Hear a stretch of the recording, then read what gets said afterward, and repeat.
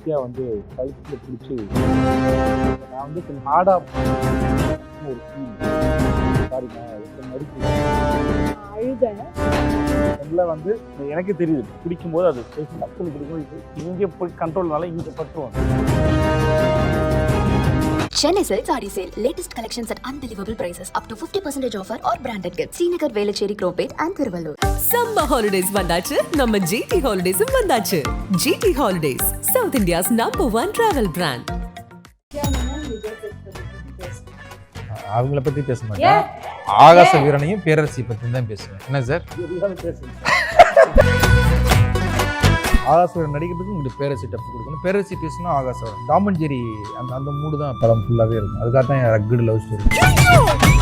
India சிரிக்கிற மாதிரி audience சிரிச்சிட்டாங்கன்னா பெரிய ஹிட்டு சார். ஏன்னா மீடியா காலில் இப்படி ஜூமில் இருப்பாங்கல்ல, இப்படி போயிட்டு முன்னால் வந்து இப்படி போவாங்க, இப்படி போயிட்டு திருப்பி இப்படி வந்துட்டு அது மிஸ்கின் சார் ஆஃபீஸில் உட்காந்துருக்கேன். அவரை மீட் பண்ணுறதுக்காக போனேன். இதில் ஒரு கேரக்டர் அரசாங்கம் இருக்குது, அவர் ஃபஸ்ட்டு பண்ணுறதா இருக்கு. அவர் லீடு கொடுத்துட்டாரு. உண்மணி இந்த கதையை கேள்றா செம்மையா இருக்குடா அப்படின்னு ஒரு லீடு கொடுத்துட்டாரு. என்ன சாப்பிடுறீங்க? உங்ககிட்ட என்ன இருக்கு? தலைக்கறி, குடல் கறி, ஈரல் கறி, ரத்த பொரியல், mutton chukka, mutton liver, mutton சுவரொட்டி, மட்டன் பிரெயின் ரோஸ், மட்டன் நல்லி ரோஸ், மட்டன் கோலா. நம்ம 2 பேர் பத்தி உங்க 2 பேரை பத்தி பேசுன்னு சொல்லணும். உங்க 2 பேரை பத்தியா ஆகாச வீரன் பேரரசியை பத்தி பேசணும்? உங்களை பத்தி பேச மாட்டேன். ஆமா, நித்யா மேனன், விஜய் சேதுபதி பத்தி பேசணும். அவங்கள பத்தி பேச மாட்டேன். ஆகாச வீரனையும் பேரரசியை பத்தி தான் பேசுவேன். என்ன சார்? எதையாவது பேசுங்க சார்.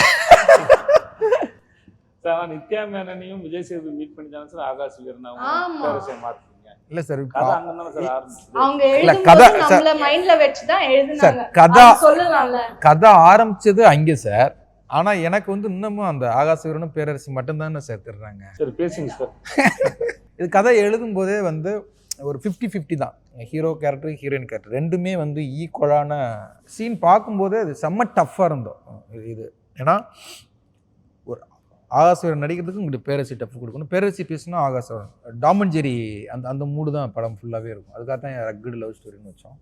அப்போ இந்த ஆகாச வீரன் யார் அப்படிங்கும்போது கதை எழுதும்போது எனக்கு சேது சார் தான் தோணார். இவர் தான் அதை பண்ண முடியும் அப்படின்னா. ஏன்னா இவர் மட்டும்தான் பண்ண முடியும். அதை நான் உண்மையாகவே சொல்லுவேன். ஏன் மற்றவங்களாம் பண்ண முடியாதா அப்படின்னா பண்ணவே முடியாது. ஏன்னா இந்த படம் பார்க்கும்போது தான் அது தெரியும். இல்லை, இது ஆகாச வீரனுக்கு வந்து இமயமுடைய சிறுகதை படித்தேன். அதில் வந்து அவங்களுடைய குலதெய்வம் பேர் வந்து ஆகாச வீரன். அந்த பேர் வந்து எனக்கு ரொம்ப பிடிச்சிருந்தது. நான் அப்புறம் அவர்கிட்ட வந்து அந்த சிறுகதையை ரைட்ஸ் வாங்கி அந்த பேரை நான் யூஸ் பண்ணிக்கிட்டேன். நம்ம யோகி பாபு போர்ஷன் சின்ன இதுவும் அந்த சிறுகதையிலிருந்து எடுத்து அவருக்கு அந்த நாங்கள் எல்லாம் படம் முடிஞ்சிச்சுமா. கடைசி நாள் ஷூட் முடிஞ்சிருச்சு. கருப்பு கோயில் தான் ஷூட் முடிச்சோம். முடிச்சுட்டு அங்கே சாமி கும்பிட்டோம். பார்த்தா சாமி சிலைக்கு பக்கத்து லெஃப்ட்ல அங்கே கோயிலாம் வேல் வச்சிருப்பாங்க. ஓகே, அப்போ ஒரு தூண் மாதிரி வச்சிருந்தாங்க. ஆமா, விளக்கு தூண். நாங்க கவனிக்கவே இல்லை. பார்த்தா அதுல ஒரு ஆகாச வீரன் ஒரு பேர் வச்சு ஆகாச வீரன் வம்சம் இருக்கு. ஆகாச வம்சம் வச்சிருக்காங்க. எல்லாருமே வந்து எல்லாரும் ரொம்ப ஆச்சரியம். என்ன ஆச்சரியம் எனக்கு தெரியாது. நான் அந்த கோயிலுக்கு தூண்டி கருப்பர் கோயில் செம்ம வைபான கோயில். அது சூப்பரா இருக்கும். ஒரு 2-3 லட்சம் அம்பு வேலா இருக்கும் நேர்த்திக்கடன். அதாவது அங்க போய் அந்த சாமியை கும்பிட்டு நிவர்த்தி ஆனவங்க கொண்டாந்து வச்சிருப்பாங்க. செம்ம வைபான கோயில். அந்த கோயிலுக்கு பல தடவை போயிருக்கேன். ஆனால் நான் அதை பார்க்கவே இல்லை. ஷூட்டிங் பண்ணிட்டு இருக்கும்போது ஆகாசவீரன் சொல்லுவாங்கல்ல, அங்கே உள்ள பூசாரிகளுக்கெல்லாம் பயங்கர சந்தோஷம். நான் வந்து அங்கே உள்ள பேரை எடுத்து தான் இவருக்கு ஹீரோக்கு பேராக வச்சிருக்கேன். அப்போ டைட்டிலே ஆகாசவீரன்லாம் ரூமர் வந்தது பார்த்தீங்களா? அது வந்து எல்லா இடத்துலையும் அந்த ஆகாசவீரன். அப்புறம் தான் வந்து இதை பார்த்தா நீங்கள் வச்சுன்னு கூட்டிய கொண்ட காமிக்கிறாங்க. அந்த பில்லரில் ஆகாச வீரன் வம்சம் அப்படின்னு இருக்கு. எனக்கே சர்ப்ரைஸாக அப்புறம் சார் இருக்கு, சார் என்ன சார் இது அப்படிங்கிறது. ஆனால் நான் வந்து இமயத்துடைய சிறுகதையில் உள்ள ஆகாச வீரன் பேரை தான் நான் எடுத்திருந்தேன். அதுவே வந்து அந்த ஆகாச வீரன் பில்லர் இருக்குல்ல, ரொம்ப ஸ்ட்ராங்கா இருக்கும். ரொம்ப ஸ்ட்ராங்கா நல்ல இந்த அகலத்துக்கு இருந்த பில்லர். இந்த அகலத்துக்கு இருந்த பில்லரு நாங்களுமே ஷூட்டிங் முடிகிற வரைக்கும் கவனிக்கல. இந்த வாடி என் பொட்டல முட்டாய் சாங்கோட லீடு வந்து கடைசி நாள் எடுத்தோம். லாஸ்ட் டே நைட் ஒரு 9 மணிக்கு என்னமோ எடுத்தாங்க. எத்தனை நைட்டு 9 மணிக்கு எடுத்தோம். முடிச்சுட்டு எல்லாரும் சாமி கும்பிட்டோம். எல்லாரும் சரி கோயில் எல்லாம் முடிஞ்சு நல்லபடியாக முடிஞ்சதுக்கு சாமி கும்பிட்டுருந்தோம். சாமி கும்பிட்டு அப்புறம் தான் பார்த்தா, அப்போ தான் டைரக்டர் தான் காமிச்சாரு. சார் பக்கத்தில் பாருங்க சார்னா அது ஆகாஷ் வீரன். அது எங்களுக்கு பெரிய சர்ப்ரைஸாக இருந்தது. இல்லை ரொம்ப ஹாப்பி இல்லை, அது ஒரு ரொம்ப ஆச்சரியம். சம்டைம்ஸ் வந்து ஏன்னா ஆகாஷ் வீரங்கிற பேரு இவர் சொல்ற மாதிரி இல்லை, இவர் சொல்ற மாதிரி நாங்கள் எங்கேயும் கேள்விப்பட்டது. கேள்விப்பட்டது அந்த ஒரு என்ன சொல்றது, கடவுளோட ஒரு presence எப்பவுமே ஃபிலிம்ல இருந்தது. Because I think throughout நம்ம எல்லாருமே எப்பவுமே daily we were talking about it. ஏன்னா ஷூட் பண்ணது முழுசா டெம்பிள்ல தான். ஈவன் நம்ம பரோட்டா கடை வந்து டெம்பிள் கிட்ட தான் இருந்தது, அழகர் கோயில் பக்கத்துல தான் இருந்தது அந்த பரோட்டா கடை. ஸோ இட் இஸ் அது பிளானே கிடையாது, பிளான் இல்ல அது, ஆனா அது அப்படி இருந்தது. அதாவது அந்த இவங்க சொல்றது மாதிரி ஹோட்டல் வந்து யானைமலைக்கு கீழே, இந்த ஹோட்டல் யானைமலையை காமிச்சிட்டு அப்படியே கேமரா டவுன் வந்தால் இந்த ஹோட்டல் தெரியணும் அப்படிங்கிறதுக்காக ஒரு இடம் சூஸ் பண்ணிட்டோம். யானைமலை கீழே தான் அதுக்கு செட்டு, அதுக்கு போட்டால் அது ஒரு பட்ஜெட் வருது, இது வருது. அப்புறம் ஜெகன் நான் வந்து ஒரு 2 நாள் டைம் கொடுப்பா, நான் லோக்கல் மேனேஜர் வச்சு இது பண்ணுறேன் அப்படின்ட்டு. சரி ஓகேன்ட்டு அப்புறம் அந்த இடத்த கண்டுபிடிச்சிட்டாங்க. அது அழகர் கோயில் வாசல். ஃபஸ்ட்டு ஷூட்டிங் ஆரம்பிச்சது திருச்செந்தூர், 2வது நாள் ஷூட்டிங் ராமேஸ்வரம், 3வது நாள் ஷூட்டிங் இவங்களது ஒரு கோயில் அதுவா. அப்புறம் ஹோட்டல் வந்து அழகர் கோயில் வாசலில் அது அமைஞ்சது. அப்புறம் படம் அடுத்த ஷெட்யூல் ஸ்டார்ட் ஆகும்போது திருவண்ணாமலையில் ஸ்டார்ட் ஆகுது. அப்புறம் இந்த தூண்டிக்கருப்பர் கோயிலில் ஒரு பெரிய முக்கியமான போர்ஷன் இருக்குது. அந்த கோயில் பர்மிஷனே கிடையாது, தரவே முடியாது அப்படின்ட்டாங்க, நாங்கள் தரவே மாட்டோம் அப்படின்ட்டாங்க. அப்புறம் கொஞ்சம் இல்லைங்க, கதையாக இங்கே நடந்தால் நல்லாயிருக்கும், இந்த இடம் ஒரு வைப்பாக இருக்குது அப்படின்னு சொன்னேன். ஓகே, தூண்டிக்கருப்பர்கிட்ட நாங்கள் பூ போட்டு பார்ப்போம், அவர் பூ போட்டு பார்ப்போம், அவர் ஓகே சொன்னா தான் நாங்கள் தருவோம் அப்படின்ட்டாங்க. இதை எங்கள் மேனேஜர்கிட்ட சொல்லியிருக்காங்க. அப்படின்னு அவங்க ஓகே அப்படின்ட்டு போய் சாமி கும்பிட்டு போட்டிருக்காங்க, கொடுக்கல. பூ பூ போட்டு பார்த்துருக்காங்க, இல்லை கிடைக்கல அப்படின்னோடனே செட்டு போடுங்கன்ட்டாங்க. ப்ரொடக்ஷன் சைடில் செட்டு போடுங்க, இத்தனை வேல் அடிப்போம், அம்படிப்போம், இடம் பார்க்குறாங்க. எனக்கு வந்து அந்த இடம் எப்போ பார்த்தோனோ இங்கே ஒரு படம் எடுக்கணும் அப்படிங்கிறது எனக்கு மைண்டில் ஃபிக்ஸ் ஆகிடுச்சு. அப்புறம் நான் போய் கேட்குறேன், நான் டைரக்டர், நான் அந்த கதையை எழுதுனவன், நீங்கள் ஏன் யாரையோ வச்சு பூ போட்டு பார்த்தீங்க, என்னை ஒரு தடவை பூ போட்டு பாருங்கன்னு சொல்கிறேன். சரி ஓகே, டைரக்டர் வச்சு ஒரு தடவை பூ போட்டு பாருங்கன்னு சொன்னாங்க. எனக்கு குறி வந்துருச்சு, பண்ணிக்கலாம் அப்படின்னு. அதுவே ஒரு பெரிய சர்ப்ரைஸாக இருந்துச்சு. எல்லாரும் ஷாக்காக எது கிடச்சிருச்சா அப்படின்னு சொல்லி. எனக்கு இன்னும் ஞாபகம் இருக்குது, நான் அவங்கள மீட் பண்ணது கிடையாது, உங்கள் படத்தை பார்த்துட்டு நான் பேசினது கிடையாது. ஆனால் எனக்கு வந்து இவங்க படம் பார்க்கும்போதெல்லாம் செம்மையாக அந்த பொண்ணு நடிக்குது அப்படிங்கிறது மட்டும்தான் இருக்கும். ஃபஸ்ட்டு வீடியோ காலில் தான் மீட் பண்ணுறோம், ஜூம் காலில் தான் 2 பேரும் ஒருத்தர் ஹாய் சொல்லிக்கிறதே நேராக வந்து வீடியோவில் தான் பார்த்துருக்குறோம். எனக்கு இன்னமும் இவங்க அந்த கதை கேட்ட விதம் வந்து எனக்கு இன்னும் மைண்டுக்குள்ளே இருக்குது. நான் சேது சாருக்கே சொன்னேன், அந்த பொண்ணு அப்படி சிரித்து கதை கேட்டுச்சு சார், நித்யா சிரிக்கிறது மாதிரி ஆடியன்ஸ் சிரிச்சிட்டாங்கன்னா அது பெரிய ஹிட்டு சார். ஏன்னா வீடியோ காலில் இப்படி ஜூமில் இருப்பாங்கல்ல, இப்படி போயிட்டு முன்னால் வந்து இப்படி போவாங்க, இப்படி போயிட்டு திருப்பி இப்படி வந்துட்டு ஒரு தடவை லேப்டாப்பை இடிச்சிட்டிங்க நினைக்கிறேன், இதில் ஃபோன்லேயே இதில் இருந்திருக்காங்க, அது இடிச்சுக்கிட்டு இப்படி அப்படி. ஏன்னா ஒரு கதை சொல்கிறது ரொம்ப கஷ்டம், நேருக்கு நேராக உட்காந்து ஐ கான்டாக்ட் இருந்து ஒரு கதை சொல்லணுன்னா தான் அது நல்லாயிருக்கும். வீடியோ காலில் நான் ஒத்துக்கவே மாட்டேன் கதை சொல்கிறது, ஏன்னா சொல்கிற விதம் ஃபோன்லேயும் சொல்கிறது அது கன்வே பண்ண முடியாது. ஆனால் இவங்க அழகாக அப்படியே உட்காந்து அது அதுன்னு அப்படியே பார்த்துக்கிட்டே இருந்தாங்க. ஒரு நிமிஷத்துல சிரிக்க ஆரம்பிச்சிட்டிங்க. கதை அந்த பேரண்ட்ஸ் கேரக்டர் எப்படின்னு நான் விளக்கும் போதே பயங்கரமாக ரசிக்க ஆரம்பிச்சிட்டேன். ஓகே, இந்த பொண்ணு அதுவும் மிஸ்கின் சார் ஆஃபீஸில் உட்காந்துருக்கேன், அவரை மீட் பண்ணுறதுக்காக போனேன். இதில் ஒரு கேரக்டர் அரசாங்கம் இருக்குது, அவர் ஃபஸ்ட்டு பண்ணுறதா இருந்தது. அவர் லீடு கொடுத்துட்டாரு, கண்மணி இந்த கதையை கேள்றா செம்மையாக இருக்குடா அப்படின்னு ஒரு லீடு கொடுத்துட்டாரு. அப்போவே வந்து இவங்க இந்த படம் பண்ணணும்னு அதான் சொன்னாங்கல்ல, டைம் எடுத்துக்கிறேன், யோசிச்சு சொல்கிறேன், அதெல்லாம் இல்லை. அவங்க கன்வின்ஸ் நான் பண்ணவே இல்லை. அந்த பேரரசியை வந்து அவங்களுக்கு ரொம்ப பிடிச்சிருச்சு. அதனால் என்னெல்லாம் சொன்னமோ அதான் சொல்கிறல. ஃபஸ்ட்டு நாள் வந்து ஒரு மணி அந்த சாங்கில் மணி அடிக்கிறது ரொம்ப சாஃப்டாக எடுப்பாருங்கிற மாதிரி ஃபஸ்ட்டு மைண்ட் செட் பண்ணேன்.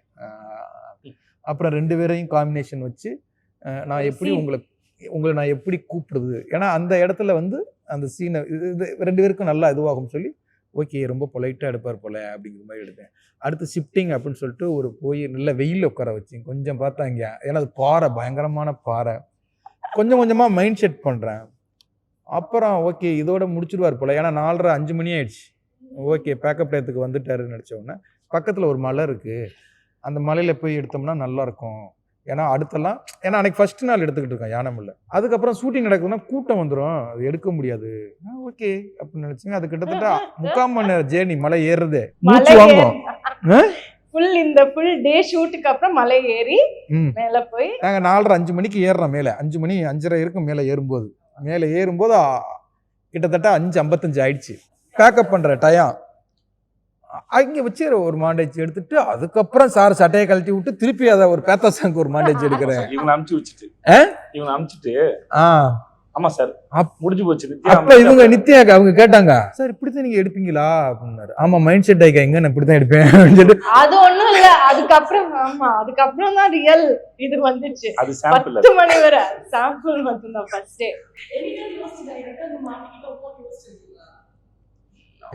இல்ல நிறைய தடவை நினைச்சிருக்காங்க ரெண்டு இல்ல பேரும். நிஜமா சொல்றேன், இது சும்மா ஃபன்னுக்கு நம்ம சொல்லலாம். ஆனா really I enjoyed the process. Because ஒரு படம் சேம் அதே மாதிரி இருக்கும், ஒரு சிமிலர் ப்ராசஸ் இருக்கும், அந்த சேம் என்ன சொல்றது ஒரு ருட்டீன் இருக்கும். எனக்கு அந்த ருட்டீன் எனக்கு பிடிக்காது. ஸோ எனக்கு பாண்டியராஜ் சாரோட வே ஆஃப் ஒர்க்கிங் இல்லை, அது ஜஸ்ட் ஹூ ஹி இஸ், அவங்க அப்படிதான். ஸோ எனக்கு அது ரொம்ப பிடிச்சிருக்கு. ஏன்னா இட்ஸ் அன்பிரடிக்டபிள். எனக்கு அன்பிரடிக்டபிளா இருக்கிறது எனக்கு ரொம்ப பிடிக்கும். ஸோ சடனா ஒன்று இப்போ சொன்னாங்கல்ல, ஏதோ ஒரு கிரியேட் பண்றது, அது that is creativity. And that is அது கிரியேட்டிவிட்டிங்கிறது அப்படிதான் ஃப்ளோ ஆகணும். அதை நம்ம ரொம்ப ஹோல்ட் பண்ணி இப்படிதான் பண்ணணும் இப்படிதான். ஸோ ஆக்டர்ஸ் வந்து இல்லை நான் செருப்பு போடாம பண்ண மாட்டேன், நான் இப்படிதான் இருப்பேன், நான் அப்படிதான் இருப்பேன்னு சொன்னா இது பண்ண முடியாது. அதனால்தான் அவங்களுக்கு அவ்வளோ ஒரு ஹீஸ் யூனோ என்ன சொல் impatient. Yeah, because and the creativity for him it flows very naturally and I enjoy அது வந்து நான் ரொம்ப எனக்கு ரொம்ப பிடிக்கும். ஸோ ஈவன் 10 மணி வரைக்கும் போனாலும் இப்படி இருந்தாலும் என்ன ஒன்று பண்ணலாமா, இது பண்ணிடலாம், அந்த ஷார்ட் இருக்குல்ல அது இப்போ பண்ண சொன்னா எனக்கு ஓகே சரி பண்ணிடலாம்னு தோணும். So that's how you know we do it. But that is அதுதான் ஒர்க்கிங் டுகெதர்ங்கிற ஒரு அந்த ஒரு camaraderie and the teamworkங்கிறது அதுதான். that's what we enjoy. அப்படிலாம் இது ஏன் அப்படி ஒன்றும் கிடையாது. நிஜமாவே நடிப்புக்கு தீனி போடுற மாதிரி கேரக்டர் ஒன்று இல்லவே இல்லை. சாப்பாடு அப்படிலாம் ஒன்றுமே கிடையாது. ஏன்னா இங்கே நித்யா சொன்னது அவ்வளோ சேர்த்து ஒன்று சேர்த்து சொல்லிக்கிறேன். ஏன்னா ஒரு நித்யா வந்து கழுத்தில் பிடிச்சி சோத்தில் அடிக்கிற மாதிரி நான் வந்து கொஞ்சம் ஹார்டாக பண்ணிட்டேன்னு ஒரு ஃபீல். ஸோ ஹார்டாக பண்ணிட்டா நம்ம வந்து ஆணோ பெண்ணோ பட் ஒரு சாரி சொல்லுவோம்ல, சாரிம்மா காடவன் எனக்கு நடிக்கும்போது தெரியாது விடுங்க அப்படின்னு சொல்லிட்டாங்க. ஜென்ரலாக வந்து எனக்கே தெரியுது, இப்போ பிடிக்கும்போது அது பேசணும் டப்புன்னு பிடிக்கும்போது இப்போ இங்கே போய் கண்ட்ரோல்னால இங்கே பட்டுரும். அது எனக்கு ஃபீல் ஆச்சு. ஒருவேளை நம்ம வந்து ஹார்டாக பிடிச்சிட்டோம் அப்படின்னு. ஸோ எனக்கு அது சொன்னது வந்து எனக்கு சர்ப்ரைஸ் தான். எனக்கு நடிக்கும்போதெல்லாம் தெரியாது, நீங்கள் ஃப்ரீயாக விடுக்கும்போது அவங்கள அந்த காலில் செருப்பு போடுறதோ அந்த மாதிரி அதுக்கும் எதுக்குலாம் தெரியும். அவங்களுக்கு வந்து ஒரு சீனு கொடுத்தோன்னா அந்த சீனுக்கு என்னவா பண்ணலாம் தான் இங்கே ஜென்ரலாகவே இப்போ வழக்கமாக இது மேலே வைக்கப்படுறதுனால நான் சொல்கிறேன். இதில் வந்து தீனி போடுற சீனு சாதாரண சீனுன்னு அப்படி ஒன்றும் இல்லவே இல்லை. நீங்கள் சாதாரணமாக வந்து அம்மா சாப்பாடு வை அப்படின்னு சொல்கிறதுமே அது உங்களுக்கு எவ்வளோ தூரம் பிடிக்கிற மாதிரி. ஏன்னா ஒரு படத்தில் இப்போ நான் இந்த படம் வந்து எங்களுக்கு ஒரு 2 வருஷம் வாழ்க்கையை பதிவு பண்ணுதுன்னு வச்சுக்கோங்களேன். 2 வருஷம் வாழ்க்கையமாக எடுக்க போகிறோம் இல்லை, அது எதெல்லாம் சுவாரஸ்யமோ எந்த ஆங்கிள் அந்த கதையை சொல்லுமோ அதெல்லாம் சீனாக மாறுது. அந்த சீனில் எதெல்லாம் உங்களுக்கு பார்க்குறது போர் அடிக்காமல் இன்ட்ரெஸ்டிங்காகவும் அதுதான் ஷார்ட்டாக மாறுது, வசனமாக மாறுது. ஸோ எங்களுக்கு ஒவ்வொரு ஷார்ட்டும் என்ன பண்ணால் உங்களுக்கு அந்த ஷார்ட்டு போர் அடிக்காமல் இருக்கும், அந்த டைலாக் டெலிவரி நல்லா இருக்கும், எதனால் அம்மா சோறு வைமான்னு சொல்லும்போது என்ன மூடு இருக்கு. ஸோ எல்லா ஷார்ட்டுக்கும் அந்த ரெஸ்பான்சிபிலிட்டி இருக்குது. இதில் வந்து சிலது நீங்கள் பாராட்டியிருக்கலாம், சிலது நல்லா இல்லைன்னு சொல்லியிருக்கலாம். ஆனால் அது போடுற எஃபர்ட் வந்து ஈக்குவல், எல்லாமே ஈக்குவல் தான். ஒரு சீன் சொல்ல முடியாதுங்க, அது ஒவ்வொரு சீனுமே நம்ம எல்லாமே அப்படிதான் இருந்தது. இது வந்து ஒருவேளை இந்த படம் இப்போ நாங்கள் நடிக்கலைன்னா வேற யாரும் நடிச்சுதாங்க இந்த படத்தை பற்றி பேசுறது நிறையா இருக்கு. உண்மையாகவே அவ்வளோ இருக்கு. எல்லா கேரக்டர்ஸ் தீபாக்கா இருந்து சரவண சார்ல இருந்து அந்த பக்கம் செம்மன் வினோத் சார், யோகி பாபு, அப்புறம் அங்கே முக்கியமான ஒரு பெரிய ஆர்டிஸ்ட் ஒருத்தர் நடிச்சிருக்காங்க. ஓகே, அவங்க வந்து அவங்க பேரையும் கொடுத்து படத்துக்குள்ள வந்திருக்காங்க. அவங்க பேர் மகிழினி குட்டி பாப்பா. ஆக்சுவலாக கதையில இருந்தது பையன், கதைப்படி இருந்தது பையன். அவ வந்ததுனாலதான் அது பெண் குழந்தை மாறிடுச்சு. இந்த படத்துல பெரிய சர்ப்ரைஸ்னா மகிழினிக்கு ஒரு டயலாக் எழுதி மகிழினி அந்த டயலாகை பேசி அது டப்பிங் எடுத்துருக்கோம். நடுவில் அது டயலாக் அவங்களே எழுதிக்கிட்டாங்க. அவங்க பேசுறதா டயலாக், நான் டயலாக்லாம் எழுத முடியாது. அதுக்கு டப்பிங் நடந்த கதைலாம் செம்ம. ஒரு சீன்ல வந்து நித்யா நித்யா பேசிட்டு இருக்கும்போது அவளுக்கு நித்யா ரொம்ப பிடிச்சி போச்சு அந்த பாப்பாவுக்கு. அது வந்தோன்னு ஒட்டிப்பாங்க. நித்யா கூடயும் தீபாக்கா கூடயும் நல்லா ஒட்டிப்பாங்க. அவங்கள பயமுறுத்துறது தான் என்ன யூஸ் பண்ணுவாங்க. அவங்க அப்பா கிட்ட நிஜ அப்பா கிட்ட போனோன்னா என்கிட்ட வரியா அப்படின்னு கேட்டோன்னா பயந்து திரும்பி அவங்ககிட்டே போயிடுவாங்க. நான் தூக்கிக்கிறேன்னா பயந்து அவங்ககிட்டே போயிடுவா. ஸோ ஒரு சீனில் வந்து நித்யா வந்து ஒரு விஷயத்த ஃப்ரெண்ட்ஸ் கிட்ட ஏதோ சொல்லிட்டு இருக்கும்போது அவங்களும் கான்வர்சேஷன் பேச ஆரம்பிச்சிருவாங்க திடீர்னு. அது ரொம்ப அவ அழகா ஷூட் ஆக்சுவலா பண்ணி. ஷூட் நடுவுல ஷி வாஸ் க்ரோயிங் அப். நம்ம ஒரு 2-3 months ஆச்சு. அப்போ அவ சடனா பேச ஆரம்பிச்சிட்டா. ஸோ பசங்க அந்த ஜஸ்ட் பேச ஸ்டார்ட் பண்ணும்போது இருக்கும்ல. ஸோ நான் பேசும்போது அவ வந்து என் எக்ஸ்பிரஷன் எல்லாம் பார்த்துட்டு அதே அவ ரிப்பீட் பண்றா. ஸோ அவன் ஏன் ரிப்பீட் பண்ணல, ஏன் அவளும் பேசுறா. ஸோ அதெல்லாம் எப்போ ஆமா. dubbingல எப்படி அவளோட பேர் வந்து எடுத்து மேட்ச் பண்ணியிருக்கோம். மகிழினி பேர் நல்லா இருந்தது. அவங்க அப்பா அம்மா ஆக்சுவலாக அது வேற ஒன்று இருக்கும். அவங்க அப்பா கூடயே இருப்பார். ஒரு ஆமா. ஷார்ட்டுக்கு போன ஒரு ஸ்டேஜ் மேலே என்ன ஆச்சுன்னா அவள் அடாப்ட் ஆகிட்டான். ஓகே, ஷார்ட் வரைக்கும் தான் இவனுங்க வந்து எங்கள் அப்பா கிட்ட இருந்து என்ன பிரிப்பாங்க இல்லையா. ஷார்ட் முடிச்சு அது ஷார்ட் வரைக்கும் பக்கத்தில் இருப்பாரு, கொடுத்துருவாரு. ஆக்ஷன் சொன்னா தாங்க நடிப்பா. அது வரைக்கும் அவனு பண்ணிட்டே இருப்பா. ஆனா அவன் பண்ணிடுவா. ஷார்ட் முடிஞ்ச உடனே அப்பான்னா சிரிச்சிருவா. அவங்க அப்பா பார்த்தா சிரிச்சிருவா. ஆனால் அவளுக்கு ஒரு ஸ்டேஜ் தெரிஞ்சு வச்சு அந்த ஷார்ட் பண்ணக்கூடிய ஒரு நிமிஷம் 30 seconds மட்டும்தான் இவங்க கூட இருக்கணும். ஏன்னா செகண்ட் ஹாஃபில் ஒரு 2-3 நாளைக்கு வந்து என்கிட்ட கொஞ்ச நேரம் இருக்கணும், அந்த ரோஹன் கிட்ட கொஞ்ச நேரம் இருக்கணும். ஓகே, அவளுக்கு நித்யா தீபாக்கானா அவளுக்கு கம்ஃபர்ட், எங்க கூட இருக்கிறனா அவளுக்கு கம்ஃபர்ட். அந்த கிளைமேக்ஸ் சீன்ல ஆக்சுவலா கிளைமேக்ஸ்ல ஃபுல் டைம் அவ வந்து என் கையில இல்ல. அவ என் கையில வரமாட்டா. நான் வந்து ஸோ யூஸ்வலா நான் தான் பிடிச்சிப்பேன். ஆனா அந்த ஒரு 20-25 டேஸ் அவ என் கையில இல்ல, வேற இதுல இருந்தா. ஃபைனலா கிளைமேக்ஸ் சீன்ல என் கையில வரும்போது எடுத்துட்டு அந்த சீன் வந்து கொஞ்சம் இமோஷ்னலா இருக்கும். நான் அழுதேன். அழும்போது அவ வந்து ஃபர்ஸ்ட் ஆஃப் ஆல் எனக்கு அந்த ஃபீலிங் ரொம்ப ஃபர்ஸ்ட் ஆஃப் ஆல் அவளை நிஜமா ஆஃப்டர் so many days நான் அவளை பிடிக்கிறேன். ஸோ அவளுக்கும் அது இருந்திருக்கும். Because she was emotional with me. அதுக்கப்புறம் நான் அழுதேன் அந்த சீன்ல. அழும்போது அவ என்னை பார்த்து என் கன்னத்தை இப்படி டச் பண்ணி மூஞ்சி திருப்பி பாப்பா. இப்படியெல்லாம் பிடிச்சு என் பாப்பா. முடியெல்லாம் பின்னாடி போட்டு இப்படியெல்லாம் பண்ணா. ஸோ நம்ம தட்டி கொடுப்போம்ல, ஏன் அழுக அதை மூஞ்சிலே அவன் நேச்சுரலாக பண்ணுறான். அந்த ஒரு இமோஷனல் கனெக்ட் அந்த குழந்தைக்கு இருக்கு. She is an emotional child. So அது நம்மளுக்கு பயங்கரமா ஒரு ப்ளஸ் ஆயிடுச்சு. Good question. ஆக்சுவலா நம்மளே இத பத்தி டிஸ்கஸ் பண்ணிருக்கோம்ல. ஆமா. ஏதோ ஒன்னு டிஸ்கஸ் பண்ணோம். ஆமா, தெரியல. ஒரு இது படம் மக்களுக்கு எவ்வளவு பிடிக்குதுன்னு பார்த்துக்கிட்டு மக்களுக்கு ரொம்ப இல்லை மக்களுக்கு ரொம்ப பிடிச்சி நல்லா வந்துச்சுன்னா நானும் டைரக்ட் பேசும்போதுன்னா சரி இது ஒரு மாதிரி இந்த 2 கேரக்டர்ல பேரரசி ஆகாஷ் இவங்களை வச்சு ஆக்சுவலா வந்து நிறைய பண்ணலாம். இல்லை இப்போ இந்த டாய்ஸ் இருக்குல்ல, இது ரெண்டையுமே வச்சு ஐயா தான் சொன்னார். ஐயா இவங்க 2 பேருமே வச்சு ஒரு கார்ட்டூன் பண்ணலாம் ஐயா, இந்த ரைட்ஸ் 2 பேருமே ரொம்ப இன்ட்ரெஸ்டிங்கா இருக்கு. இவங்களை வச்சு ஒரு கார்ட்டூனே படம் பண்ணலாம். ஆகாஷ் வீரன் நல்லா எழுதுவார். எல்லாம் இது வந்து ஆக்சுவலா பேரரசியும் ஆகாஷ் வீரன் பிடிச்சிருந்ததுன்னா எல்லாருக்கும் மக்கள் பிடிச்சிருந்ததுன்னா அதுக்கப்புறம் அவர் ஆக்சுவலா நீங்க நம்புறதை விட ரொம்ப சீக்கிரமா யோசிச்சு நிறைய எழுதக்கூடிய மூளை. எழுதிக்கிட்டே எழுதுவாப்ல. அதனால அவரால் முடியாது. நான் சொன்னேன் பார்க்கலாம். மக்களுக்கு ரொம்ப ஆகாஷ் வீரனையும் பேரரசியும் லவ் பண்ணிட்டாங்கன்னா பார்ட் யோசிக்கலாம். எனக்கு ஆக்சுவலாக மூளை வாடியும் பொட்டலமிட்டா இருந்தது. அப்புறம் ஆகாஷ் வீரன் நேற்று இப்போ அந்த பாட்டு பிடிச்சிருந்தது. அப்புறம் கார்த்திக் நேத்தல்னு அந்த பேத்தா சாங் பிடிச்சிருந்தது. இன்னொரு குத்து பாட்டு நித்யா நீங்களும் கேட்டீங்கன்னா உங்களுக்கு அப்படிதான். ஃபர்ஸ்ட் எனக்கு பொட்டலமிட்டாய் பிடிச்சிருந்தது. எனக்கு அதுதான் எனக்கு ஸ்ட்ராங்கா ஒரு இமோஷனல் பாண்ட் இருக்கிறது பொட்டல மிட்டாய் தான். ஏன்னா அது நம்ம டான்ஸ் பண்ணோம், அந்த பாட்டு கேட்டுட்டு இருந்தோம். ஃபர்ஸ்டா கேட்ட பாட்டு அதுதான். இல்ல அதனால அதான் பொட்டல மிட்டாய் தான். ஆனா இப்போ ஒரு ஆல்பத்துல ஒண்ணு செம்மையா இருக்கும் இல்லையா, நான் அதனால செம்மையா அது இருக்குன்னு நினைச்சேன். ஆனா கேட்க ஒன்னொன்னா அதுவும் பிடிக்க ஆரம்பிக்குன்னு சொல்லுவேன். இப்ப நேத்து நான் அப்படி சொல்ல வரேன். நான் இப்போ கார்த்திக் நேத்து அந்த மன்னிச்சிருன்னு ஒரு பாட்டு எழுதுறாங்க. அந்த பாட்டு இப்ப நான் திருவண்ணாமலை ஷூட் பண்ண அந்த பாட்டு இல்ல. இப்போ வந்து அது கனெக்ட் பண்ணக்கூடிய ஒரு பாட்டு. நீங்க என்ன கேட்கல கேளுங்க. அது ரொம்ப கனெக்ட் பண்ணக்கூடிய ஒரு பாட்டு. ரொம்ப நல்லா இருந்த அந்த பாட்டு வந்து அது நேற்று கூட இவர் சொன்னால 2004 போட்ட அந்த டியூன் வந்து சந்தோஷ் நான் 2004 போட்டதான். ஓ நேற்று சொன்னார் அவர் சொன்னார் 20 years. 21 இயர்ஸ் ஆச்சு அந்த. ஆனா ரொம்ப நல்லா எழுதினாங்க. ஸோ அதனால எனக்கு சம்டைம்ஸ் எல்லா ஒரு ஆல்பமா இப்போ நம்ம படங்கிறலாம் விட்டு சார் ஒரு ஆல்பமா ரொம்ப பிடிக்கக்கூடிய ஒரு ஆல்பமா இந்த படம் மாறுறது எனக்கு பெரிய சர்ப்ரைஸ். பர்டிகுலர் சாங் இல்லை, பொட்டல மிட்டாய் சாங்கை தவிர எல்லா சாங்குமே எடுத்துட்டு பண்ணதுதான்.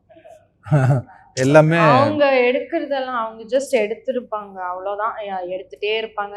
இது வந்து எங்க வரும் தெரியல, அதெல்லாம் பார்க்கலாம் அப்புறமா. அப்படிலாம் இல்லை. ஆமாமா, அப்படியா? அப்படிலாம் சார் நீங்க சொல்லிருப்பீங்க, சொல்லாதே சொல்ல போறாங்க. நீங்க செய்யக்கூடிய ஆள் தான். 100% அவங்க எடுத்துட்டே இருப்பாங்க. ஒரு லொகேஷன் பார்த்தா லொகேஷன் இந்த லொகேஷன் நல்லா இருக்கு, ஒரு சீன் இங்க எடுத்துடலாமா, என்ன சீன் அது நான் எழுதுறேன் போ. அப்படிலாம் எடுக்க மாட்டேன், மாண்டேஜ் எடுப்பேன், சாங்குக்கான மாண்டேஜ் எடுப்பேன். அதுக்கு ஒத்துக்கலாம்ல. அது இல்ல, ஒரு 2 டயலாக் வரும். ஓகே, ஆமா, அது எல்லா சாங்லயுமே 2 டயலாக் வரும். எனக்கு என்னன்னா நான் சொல்றேன், எனக்கு என்னன்னா சாங்காவும் இருக்கணும், அந்த சாங்குக்குள்ள கதையையும் கடத்தணும், அந்த சாங் கதையை கடத்துறதுக்குள்ள 2 காமெடியும் இருக்கணும். இல்ல நான் என்ன சொல்றேன்னா that is his USP. அதுதான் அவங்களோட வே ஆஃப் வர்க்கிங். இல்ல பொட்டல மிட்டாய் ஏன் தெரியல, எனக்கு தெரிஞ்சு இந்த ஒரு மிட்டாயை பொட்டல மாதிரி பக்கத்து கொடுப்பாங்க, அது அப்படிதான் இருக்கும். நான் முன்னாடி சாப்பிட்டேன். நீங்க பொட்டல மிட்டாய் தான் அதான். இல்ல பொட்டல மிட்டாய் அது ஒரு கற்பனைன்னு கூட வச்சுக்கோங்களேன். ஒரு கவிஞருடைய கற்பனை அது. இல்ல பொட்டல மிட்டாய் இருக்கு, அதாவது அவங்க சொல்றது மாதிரி பொட்டல ஊறுகாய் இருக்குல்ல, அந்த மாதிரி பொட்டல ஊறுகாய் சாப்பிட்டுருக்கேன் சார். அந்த மாதிரி ஆக்சுவலா சுத்தின மாதிரி வரும் சார். அதான் அது பேர் பொட்டல மிட்டாய் எனக்கு தெரியாது. பொட்டல மிட்டாய்னா ஒண்ணு இருக்குது, கிராம பங்கல்ல இருக்குது, அது இருக்குது. நாங்க 2 பேரும் அவுட், நித்யா பாடுவோம். ஆமா ஆமா, நான் அவுட். ஆமா, டைரக்டர் ஸ்டார்ட் பண்ணுங்க. இல்ல இவங்க தான் சொல்லணும், இவங்க தான் 2 பேரும் ஓனர். அவங்க தான், நீங்க தானே எழுதுனது எல்லாம், நான் நீங்க தானே ஃபுல்லா எழுதுனது.